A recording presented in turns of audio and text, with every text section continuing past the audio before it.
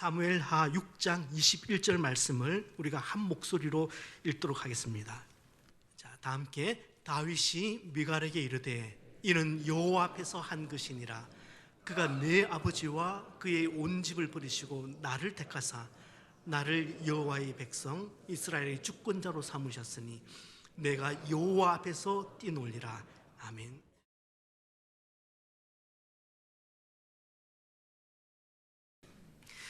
예배는 만남입니다. 예배는 하나님과 인간의 만남이자 서로 간의 대화입니다. 그런데 여기서 그치지 않고 예배는 집례자와 회중의 만남이기도 하고 순서를 맡은 분과 회중의 만남이기도 합니다. 이런 만남에서는 이해하기 쉬운 언어가 또 이해하기 쉬운 언어와 행동이 필수적입니다.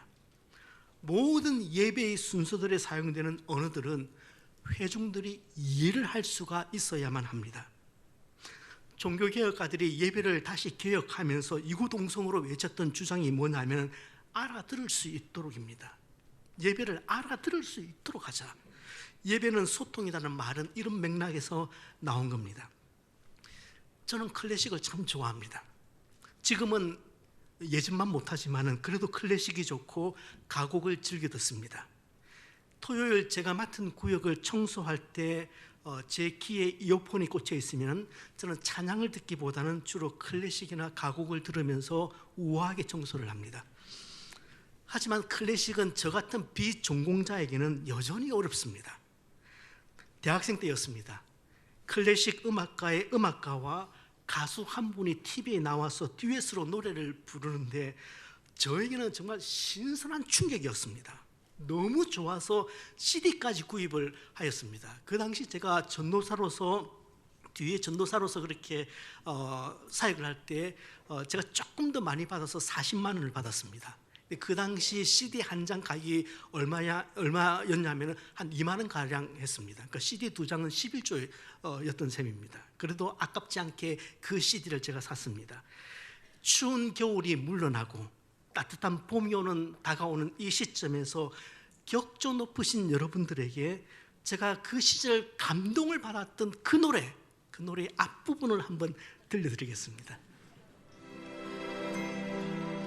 넓은 벌동쪽 끝으로 옛 이야기 지줄대는 실개천이 휘돌아 나가고 얼룩배기 황소가 해설피 금빛 게으른 울음을 우는 곳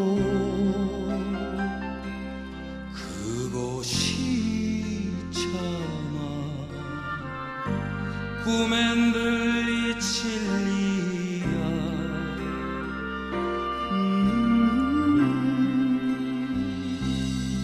지라로에 채가 식어지며 빈 밭에 밤바람 소리 말을 달리고 얇은처럼 왜 겨운 늙으신 아버지가 지펴개를 걷어 거이시는 곳 그것이 차마 꿈엔 들리치리야.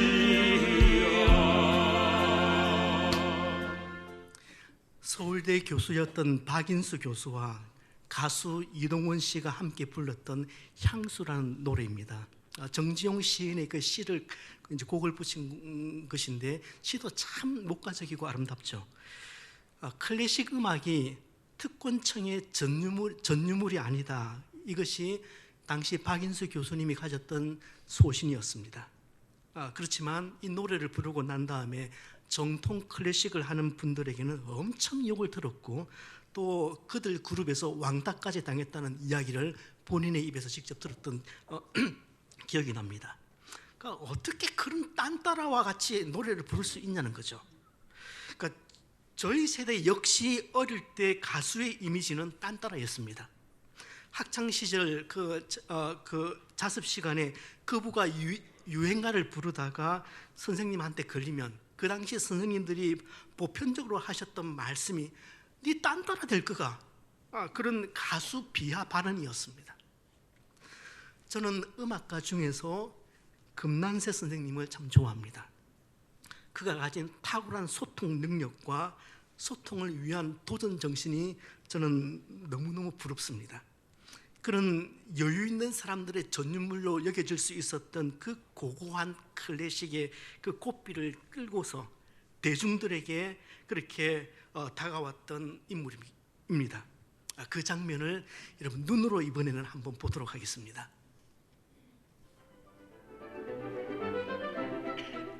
거북이는 우리 느린 동물의 대명사라고 할까? 그랬을 때 작곡가는 거북이를 어떻게 음악으로 표현할까 생각을 문득 하다가 그의 친구인 작곡가 오펜바흐가 생각났어요.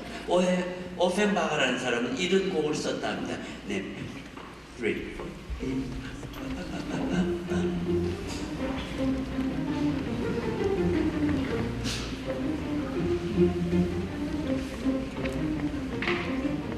어때요? 저런 멜로디 같지 않나요? 안다고? 오케이, 그럼 해봐.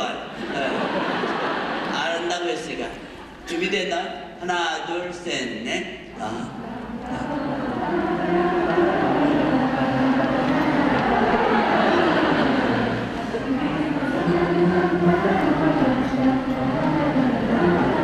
브라보, 브라보.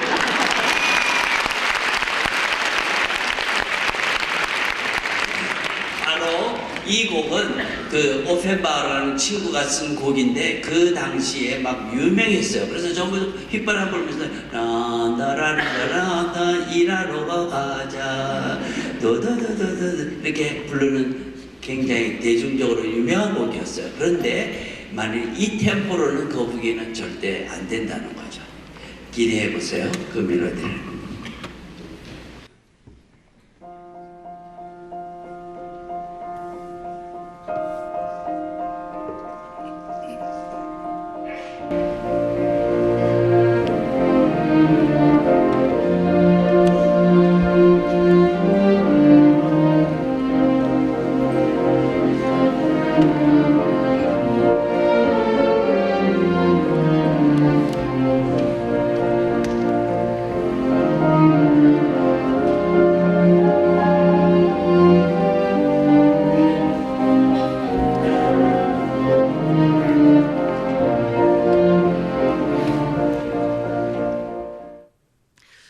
사실 당시만 해도 클래식은 대중들에게 귀족 언어 같았습니다.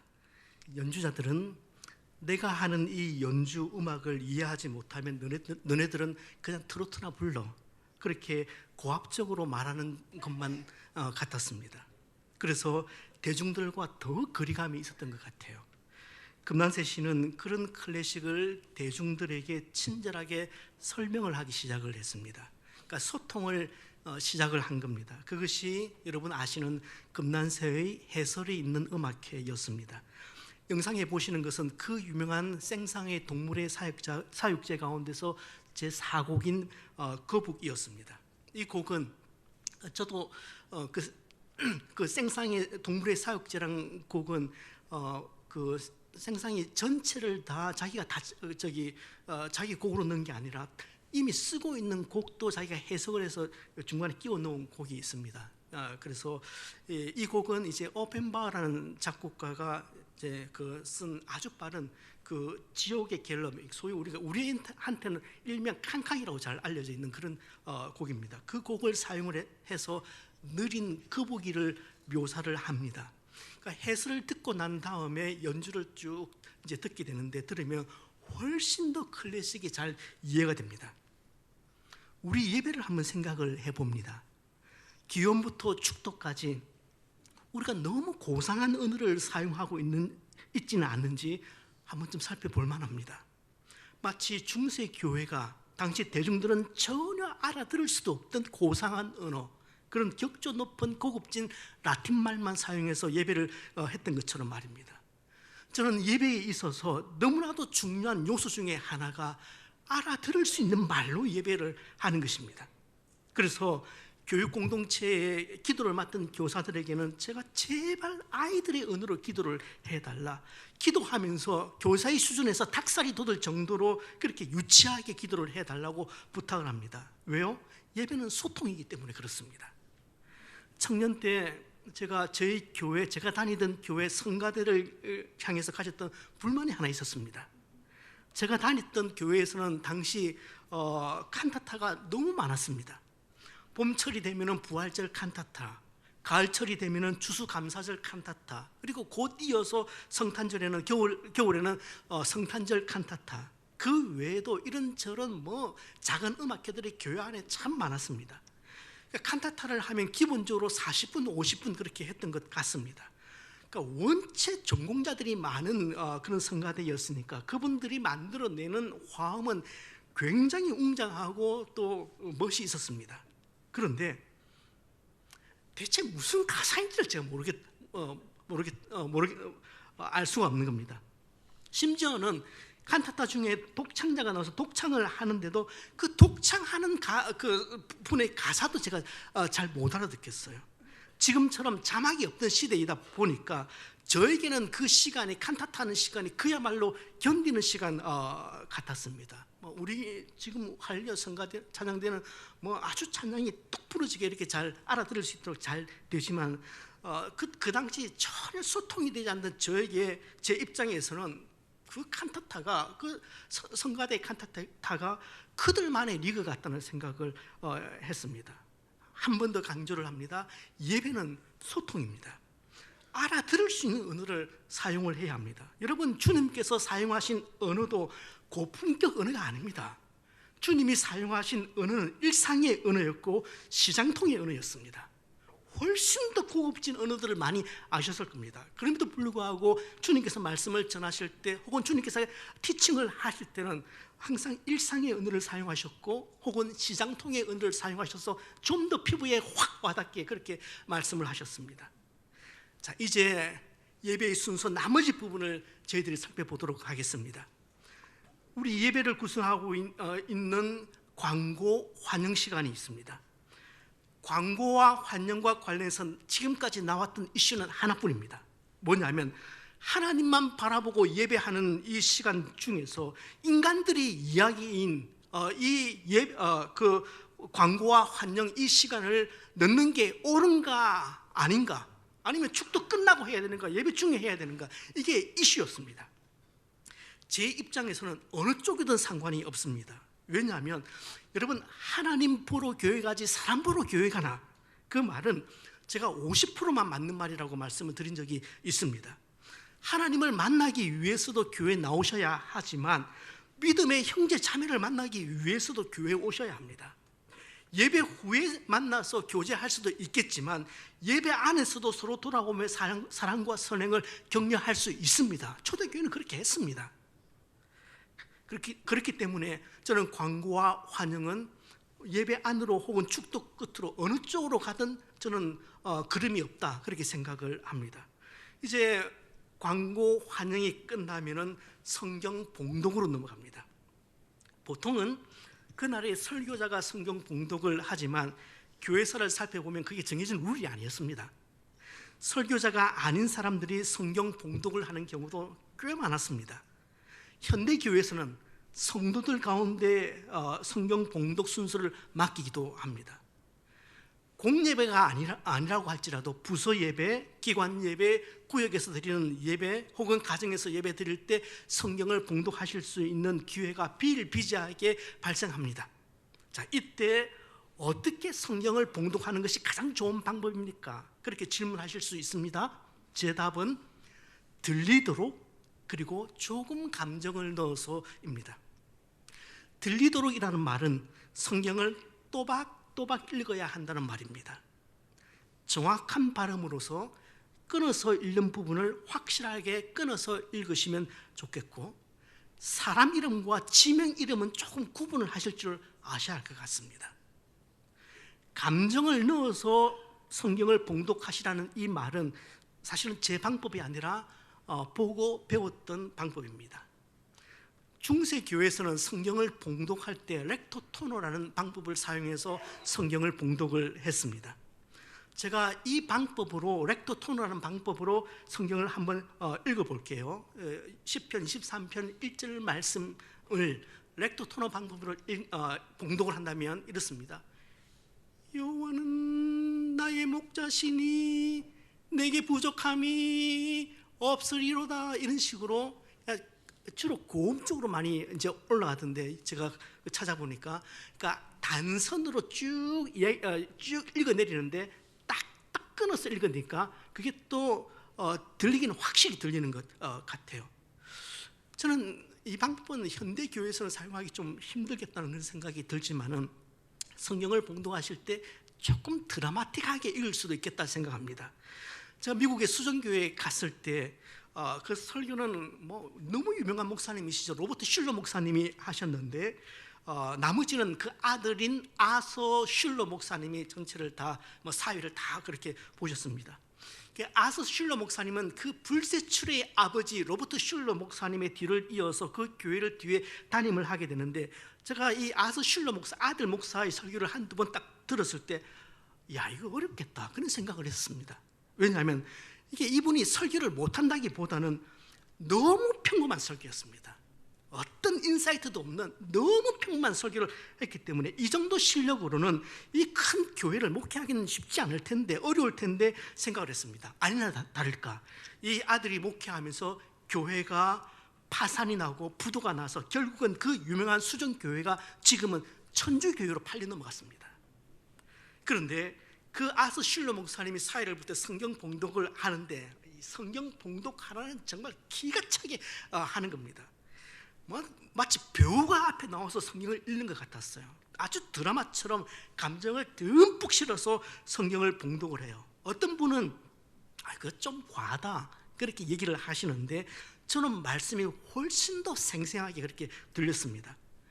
그런 의미에서 여러분 공동체 성경 읽기 앱을 추천합니다. 그 플레이스토어에 가시면 공동체 성경 읽기 이렇게 치시면 그 앱이 뜹니다. 이 안에 드라마 바이블이라는 것이 있는데 성경 읽기와 이해에 큰 도움이 되실 겁니다. 지금 교회마다 드라마 바이블 사용하시는 교회들이 꽤 많이 있습니다. 그래서 또 이 안에 들어가 보시면 다양한 성경 읽기 플랜이 나와 있기 때문에 개인 경건 생활에 큰 유익을 얻을 수 있겠다 생각합니다. 저도 거리를 다닐 때 귀에 이어폰을 꽂고 저 말씀을 드라마 성경 바이블을 듣습니다. 문명의 혜택을 한번 누려보시길 바랍니다. 저는 사회자들에게 드라마틱하게 성경을 읽어달라 봉독해달라 그렇게 요구하지는 않습니다. 그러나 최소한 성경이 들릴 수 있도록 구역에서도 마찬가지입니다. 소그룹 안에서도 마찬가지입니다. 성경이 들릴 수 있도록 읽어야 한다고 생각합니다. 여러분 초대교회 때는요 예배 시간에 성경을 읽을 때 성경 봉독을 할 때 심혈을 기울여서 성경 봉독을 했습니다. 왜냐하면 초대교회 때는 성경 봉독 그 자체가 설교였기 때문에 그렇습니다.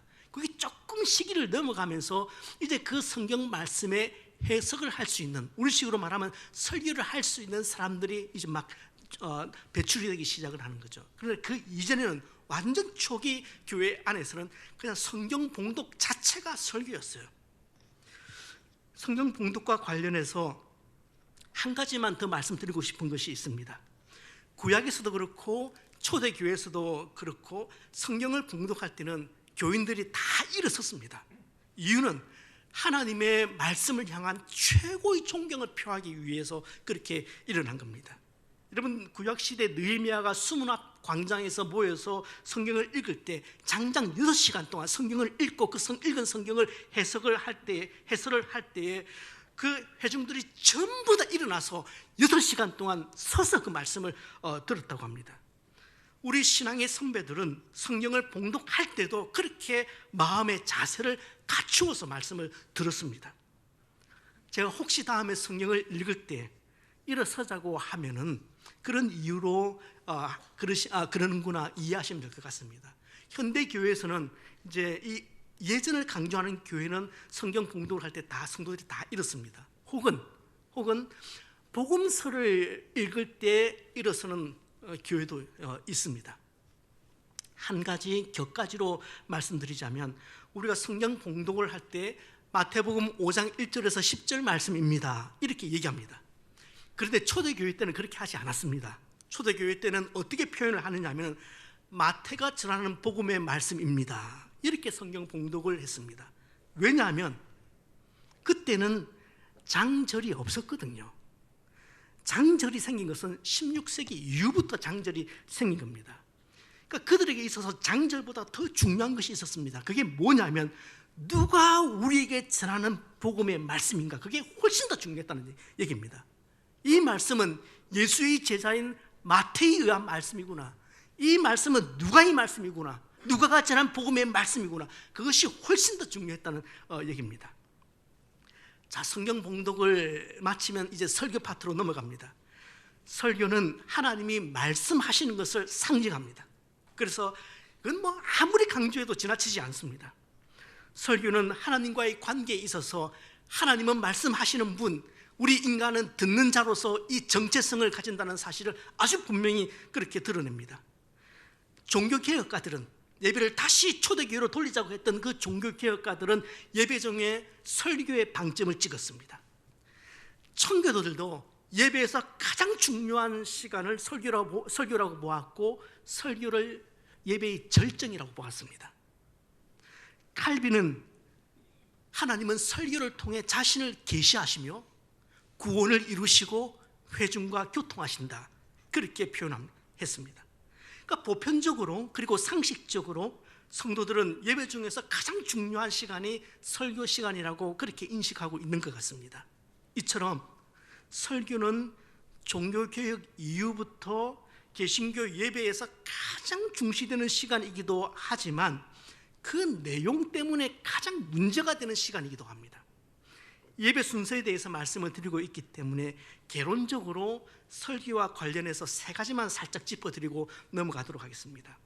첫 번째, 여러분, 예배하는 것과 설교 듣는 것은 같은 말이 아닙니다. 설교 듣는 것을 예배하는 것으로 보는 생각은 아마 종교개혁 이후에 교회가 말씀의 선포를 너무 지나치게 강조하면서 생긴 저는 부작용이다, 그렇게 생각을 합니다. 실제로 많은 개신교인들은 설교 듣는 것을 예배의 중심이라고 생각하고 예배의 승패는 그날 설교에 달려 있다, 그렇게 생각하는 것 같습니다. 물론 하나님의 말씀을 듣는 것이 얼마나 중요한지 우리가 잘 알아야 합니다. 하지만 이런 질문을 한번 드려보고 싶어요.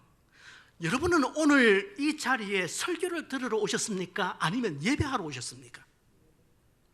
여러분 혹시 예배의 부름부터 찬양, 기도, 우리 할렐루야 찬가대의 찬양, 또 신앙 고백대 이런 시간들을 단지 설교를 듣기 위한 지나가는 관문으로 생각하지는 않으셨습니까? 오늘 우리는 이 자리에 하나님을 예배하기 위해서 나왔습니다. 예배로의 부름부터 마지막 축도에 이르기까지 이 모든 순서들을 뭉쳐서 우리는 예배라고 그렇게 부릅니다. 제가 인터넷으로 예배하는 것을 그다지 좋아하지 않는 이유 중에 하나는 우리가 인터넷을 통해서 영상으로 예배를 드릴 때 거의 대부분 설교 듣는 수준에서 끝이 납니다. 여러분, 우리 솔직하게 한번 얘기를 해보십시다. 영상을 보면서 예배할 때 기도하고 찬송하고 그 모니터 앞에서 결단의 찬송과 결단의 기도를 정말 마음을 다해서 따라 하십니까? 보편적으로 안 합니다. 그저 설교 듣고 예배했다, 그렇게 스스로 마음을 다독거립니다. 집에서 설교 듣는 것으로 주일 예배를 대신하겠다, 절대 그러실 수 없습니다. 그것은 안일함의 자기 변명에 지나지 않습니다. 물론 지금도 영상을 통해서만 예배를 들을 수밖에 없는 그런 형편에 있는 우리 교우들이 몇 분 계십니다. 제가 그분들을 알기 때문에, 그분들이 또 간절한 마음으로 지금 댁에서 이 예배를 영상으로 보시기 때문에 제가 이 영상 예배를 끊지를 못하는데, 제가 정말 우리 온 교우들의 심령을 위해서라면 정말 실시간 예배 영상을 진짜 끊어버리고 싶어요. 왜냐하면 방금 말씀드린 것처럼 설교 듣는 것이 예배하는 것하고는 다르단 말입니다. 두 번째, 설교가 개인의 잡설이나 단순한 도덕 선포가 아니라 복음이 선포되고 그 설교 내용이 그리스도를 지향하도록 여러분 저를 위해서 기도해 주시고 각 사역자들이 지금 부서에서 설교를 할 때 그 말씀이 그리할 수 있도록 여러분 기도해 주시길 바랍니다. 물론 말씀을 통해서 기독교 윤리를 선포해야 됩니다. 특별히 이 시대는 더 기독교 윤리를 아주 냉철하게 그렇게 설교해야 합니다. 그러나 설교 시간은 국민 윤리 시간이 아닙니다. 설교 시간은 도덕 시간이 아니에요. 예수 그리스도를 드러내는 시간입니다. 복음을 선포하는 시간입니다. 하나님을 바라볼 수 있도록 만드는 시간입니다. 바실레아 슐링크 여사가 쓴 그 천국의 향취라는 책에서 한 부분을 제가 인용하겠습니다. 어린 시절 누구도 나에게 예수 그리스도의 복음에 대하여 가르쳐 주지 않았고 심지어 목사님도 윤리적이고 도덕적인 교사처럼 나를 가르치셨다. 어린 시절에 수없이 많은 예배에 참석했지만 진리로 예배를 드리지는 못했던 겁니다. 그 목사님은 교회에서 윤리를 가르쳤을 뿐입니다. 복음의 진리를, 예수 그리스도를 그렇게 제대로 전하지 않은 겁니다. 목사로서 직무유기를 한 겁니다. 마지막 셋째는 셋째 말은 조금 이제 여러분들이 잘 이해를 하시고 들으셔야 할 얘기인데, 여러분 제가 한 이 설교가 일주일의 양식이 아니라 이 설교를 통해서 여러분이 마음 깊은 곳에서 아멘 한 그것이 일주일의 양식이 된다는 것을 기억하셔야 됩니다. 여러분 제 설교가 여러분의 삶을 뒤바꾸는 것 아닙니다. 그것이 아니라 여러분이 제 설교 중에서 아멘으로 화답한 것이 아멘 주님 정말 그렇습니다, 정말 하나님의 말씀이시군요, 그렇게 화답한 바로 그 내용이 여러분의 심령을 녹이고 여러분의 삶에 영향을 미치는 것입니다. 그냥 이 설교가 여러분들의 삶을 바꾸는 것 아니에요. 제가 유학하면서 제일 처음 들었던 교수님에게 들었던 좀 비난은 그런 비난이었습니다. 한국 목사들은 설교 하나로 다 끝장내려고 한다. 되게 기분 나빴습니다. 내가 명색이 고신에서 배웠는데 그런 이야기가 설교 말씀에 목숨을 거는 교단인데 그런 얘기를 하니까 지나고 나니까 그 교수님 말씀이 딱 맞더라고요. 설교 말씀을 통해서 그냥 제가 전한 이 말씀 속에서 여러분들이 변한다기보다는 여러분이 정말 진심으로 그 말씀에 아멘 할 때 그 말씀, 여러분이 붙잡은 그 말씀, 여러분이 아멘한 그 말씀이 여러분의 삶에 영향을 미치는 것이고, 더 나아가서 그 말씀을 소그룹에서 나눌 때 거기에서 변화가 생기는 것입니다. 이제 잠시 침묵의 시간에 대해서 말씀을 드리려고 합니다. 저희 교회 예배 순서 지에는 없습니다. 그렇지만 이전에 사역하던 교회에서는 설교를 마치고 나면은 한 2분, 3분 정도 이 침묵의 시간을 가졌습니다. 설교 후에 본인이 받은 말씀을 정리하는 그런 시간을 갖자는 뜻이기도 했고, 또 말씀 중에 특별히 도전이 되었거나 찔림을 받았다면 본인을 향한 하나님의 음성으로 그렇게 듣고 그 음성을 다시 정리하는 시간을 가지자고 한 것입니다. 그러면 기도 제목도 제가 주지 않고 본인들이 다 찾아낼 수가 있겠죠. 그런데 예배 중에 처음 예배 중에 했던 그 침묵의 시간이 이제 정착할 때까지 성도들이 많이 불편했습니다. 아마 두 가지 이유 때문이었을 것이라고 저는 생각합니다. 첫 번째 이유는 이게 예배와 관련해서 계속 반복되는 이야기인데 예배의 수동성 때문에 그렇습니다. 그냥 앞에서 목사가 그냥 목사님 다 떠먹여 달라는 겁니다. 왜 자꾸 목사님은 이런 방법을 가지고 와서 우리를 괴롭히냐는 겁니다. 귀찮다는 거죠. 두 번째 이유는 빈 공간이 있으면 무엇인가를 계속 채워 넣어야만 한다는 그런 강박증 혹은 두려움 때문이라고 생각합니다. 우리 한국 사람들은 예전부터 서양 사람과는 달리 그림을 그려도 여백의 미를 중시했습니다. 그래서 한 공간을 비워두었습니다. 그런데 우리 삶은 또 그 그림하고는 또 다른 것 같아요. 삶에서 우리는 우리 삶에서 여백의 미를 허용하지를 않습니다.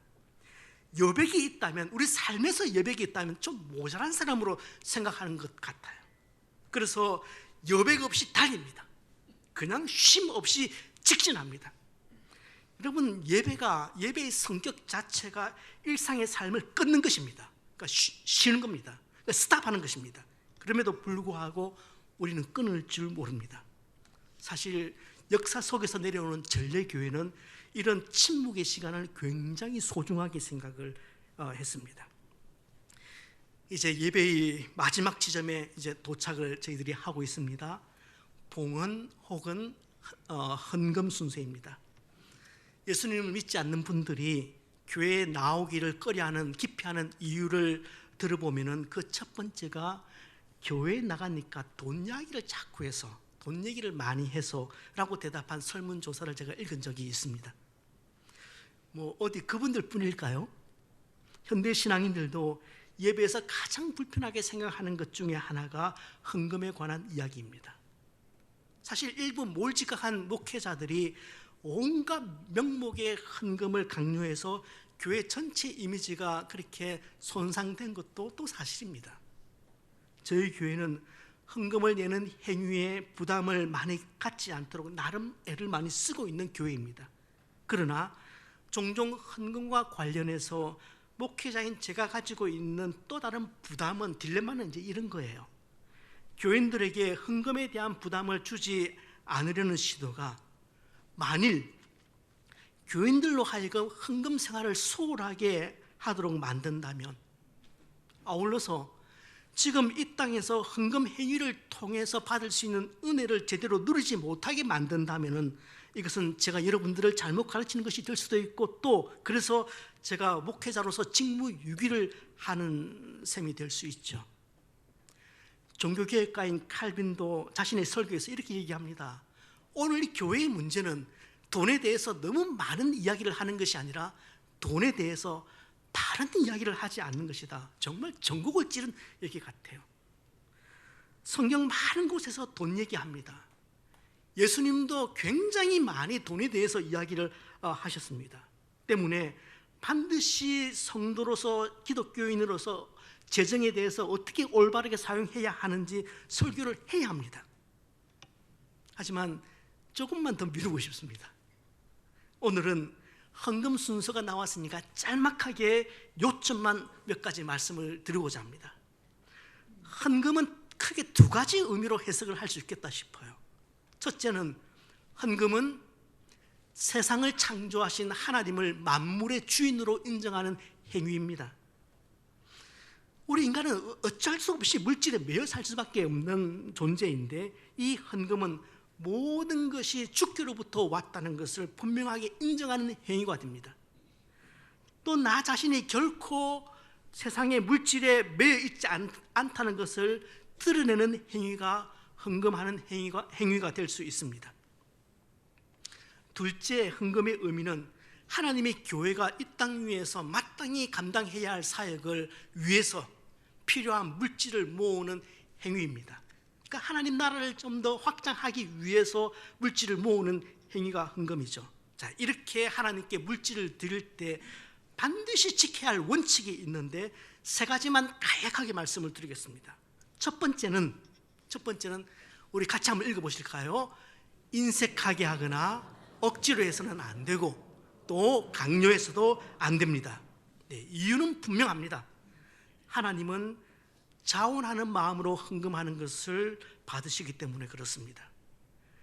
자원하는 마음으로 드린 1,000원짜리 지폐 한 장이 억지로 드린 100만 원짜리 수표 한 장보다 훨씬 나은 헌금이 될 수 있는 이유는 하나님은 중심을 보시기 때문에 그렇습니다. 헌금을 하실 때 지켜야 할 두 번째 원칙 같이 읽습니다. 보상을 기대해서도 안 됩니다. 헌금은 감사함으로 드리는 행위입니다. 시편 50편 23절의 말씀에도 하나님께서 이스라엘 백성들이 예배를 드릴 때 바치는 제물보다 더 받으시기를 원하는 것이 있다고 거기 나옵니다. 그것이 무엇인지 아십니까? 우리 같이 시편 50편 23절 말씀을 한 목소리로 읽겠습니다. 감사로 제사를 드리는 자가 나를 영화롭게 하나니 그의 행위를 옳게 하는 자에게 내가 하나님의 구원을 보이리라. 무엇입니까? 하나님이 더 보고 싶어 하시는 것은 감사입니다. 사실 이것은 헌금뿐만 아니라 예배 전체가 감사로 드려져야 합니다. 무엇보다 헌금은 감사의 외적인 표현입니다. 때문에 보상을 기대하는 마음으로 헌금을 하시는 것은 헌금 정신의 위배됩니다. 만약에 보상을 기대하면서 무엇인가 하나님께 받을 것을 기대하면서 헌금을 하게 되면 무속이나 혹은 다른 종교에서 흔히 볼 수 있는 기복신앙으로 전락하는 것은 그건 시간 문제예요. 여러분, 보상을 기대하며 드리는 헌금은 복채가 됩니다. 그것은 하나님의 영광을 가리는 돈이 됩니다. 만약에 여러분이 예배당에 들어오실 때 저 헌금통에 보상을 기대하면서 헌금을 드렸다면 그건 복채예요.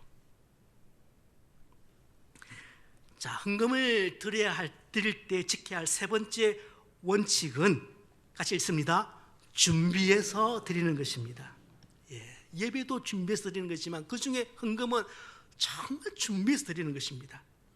우리 윗세대 어른들은 헌금을 할 때 늘 깨끗한 것을 드리려고 애를 썼습니다.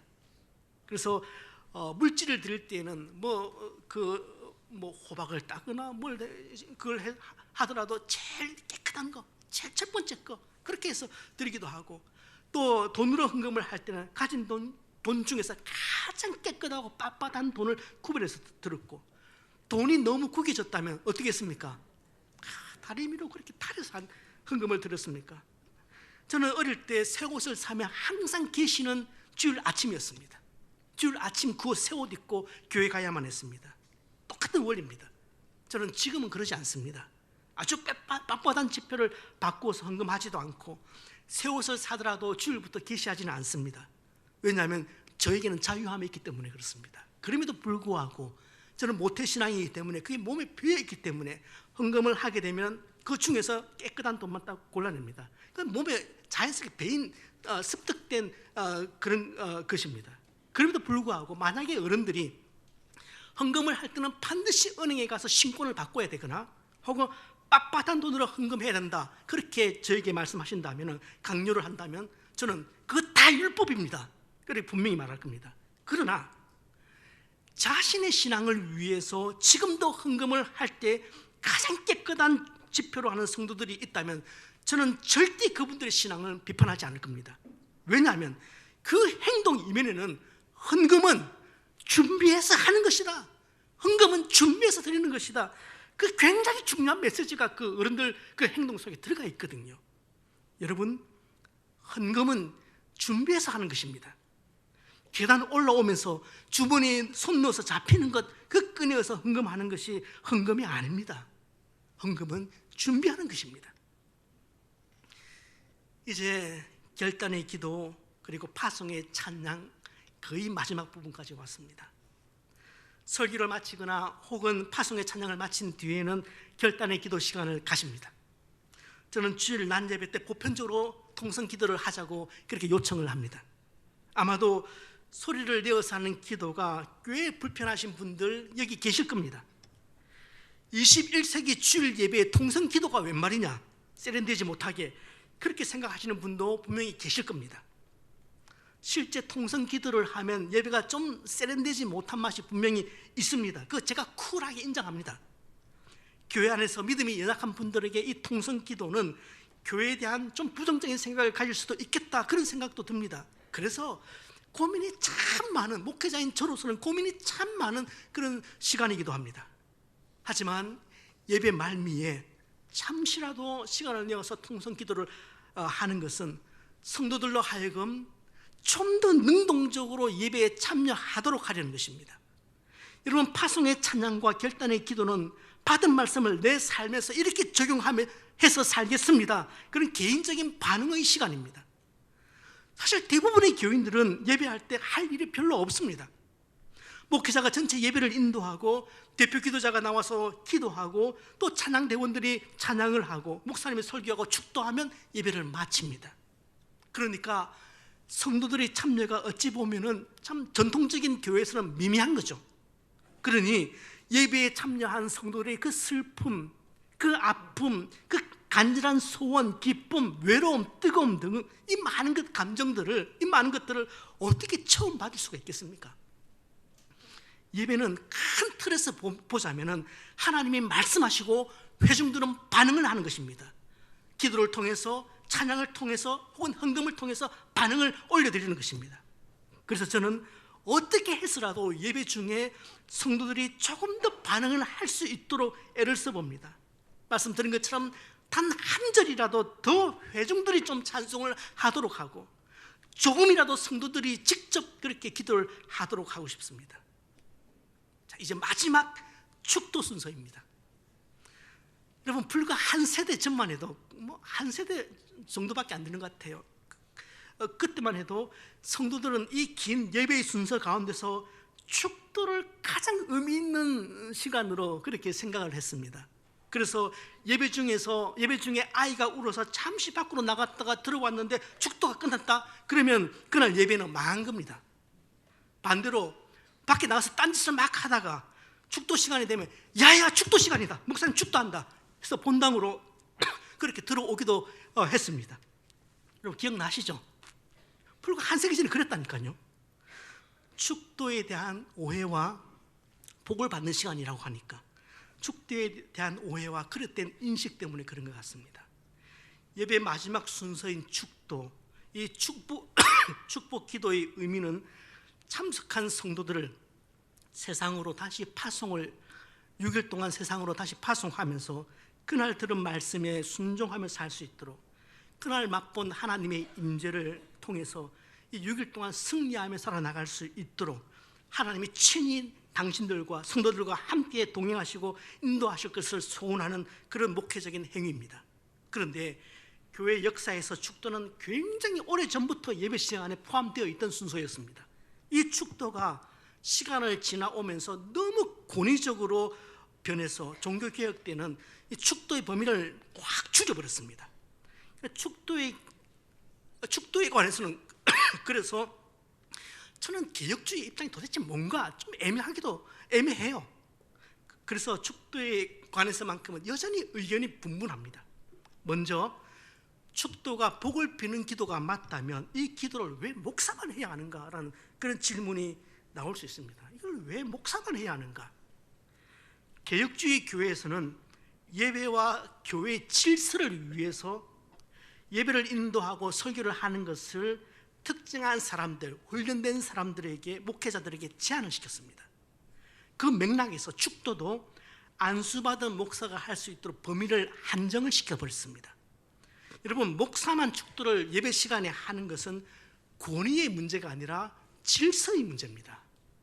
예배의 질서 때문에 이 예배 시간에는 목사만 축도를 하는 것입니다. 그런데 우리 한국 교회의 성도들은 이것을 거꾸로 이해를 하고 있는 것 같아요.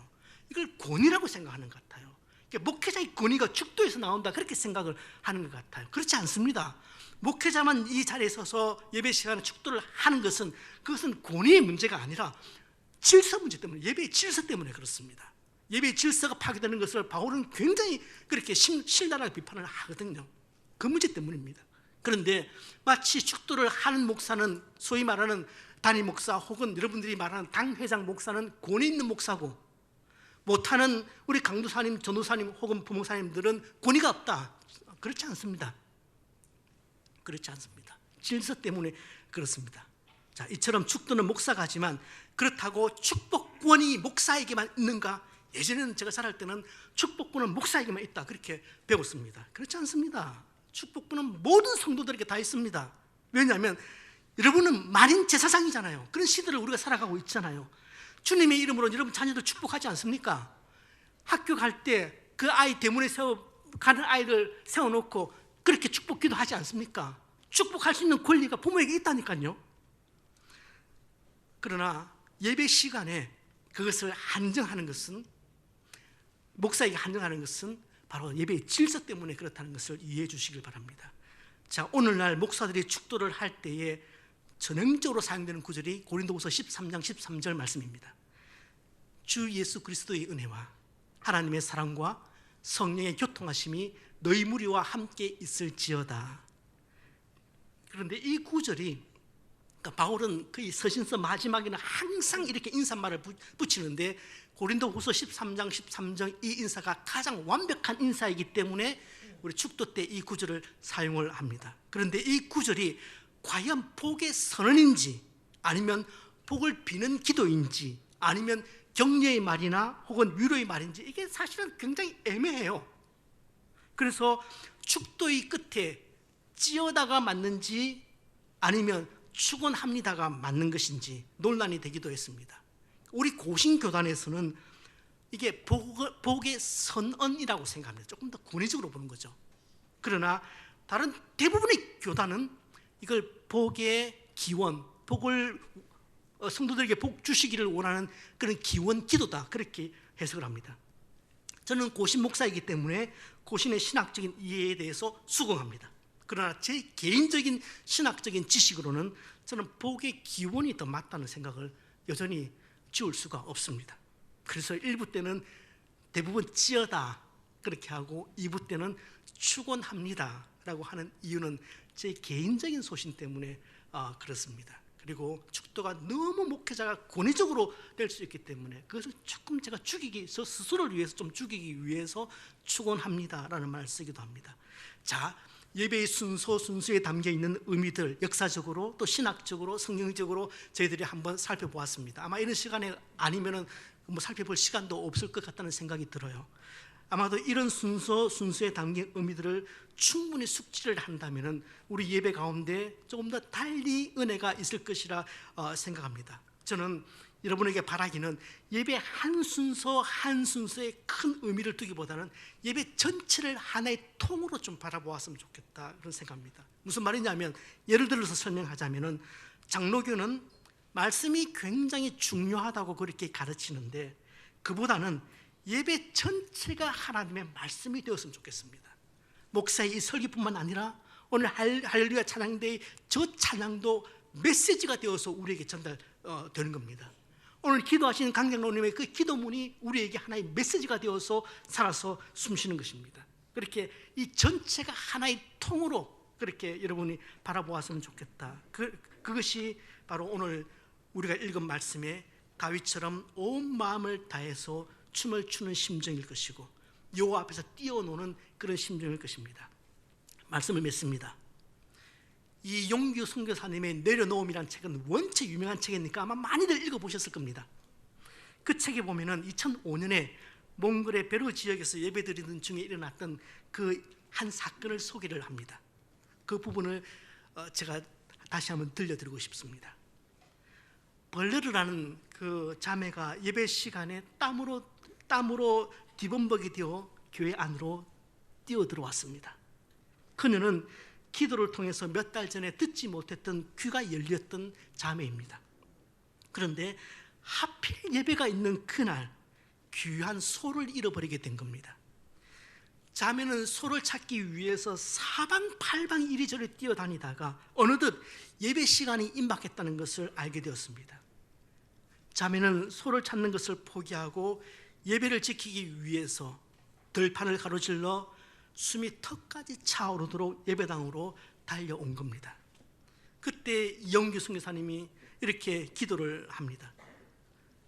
이영규 선교사님이 한 기도가 주님, 소가 아닌 예배를 택한 그녀의 믿음의 결단을 부끄럽게 하지 말아 주십시오. 주님, 소가 아닌 예배를 택한 그 믿음의 결단을 제발 부끄럽게 하지 말아 주옵소서. 예배를 마치자마자 놀랍게도 밖에서 소 울음소리가 들렸습니다. 잃어버린 소가 집이 아니라 예배 처소로 스스로 찾아온 겁니다.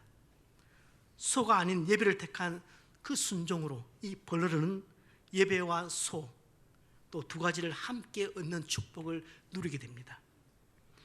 소를 잃어버렸을 때 소를 찾는 기쁨을 포기하고 예배의 기쁨을 선택을 했는데 하나님은 그 귀한 그 자매의 마음을 기뻐 받으시고 예배의 기쁨과 소를 동시에 찾는 기쁨을 얻게 하셨다는 겁니다. 하나님을 만나는 것에 대한 이런 간절한 열망이, 이런 예배 속의 감격이 우리 안에도 반드시 있기를 주님의 이름으로 축복합니다. 올 한 해 이 영광을, 이 기쁨을 우리가 꼭 누렸으면 좋겠습니다. 우리 이 시간